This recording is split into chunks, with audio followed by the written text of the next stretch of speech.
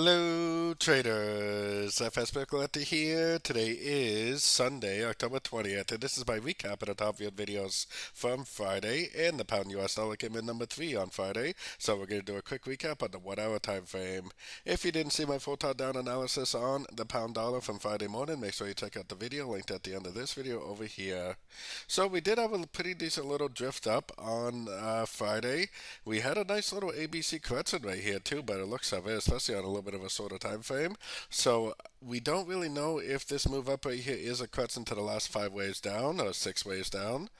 Actually, technically, really 7 waves down, or whether this is going to go up and break structure. If it does go up and break this structure, then I think that's going to prove that the big wave A or wave 1 to the downside on the daily time frame is complete.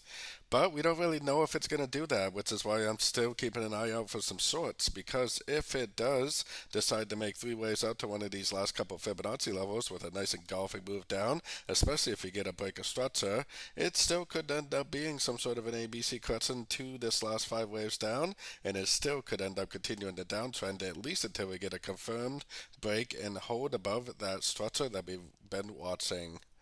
So anyways, don't forget to join my free Discord channel, which is linked over here in the corner. And as always, thank you and happy trading.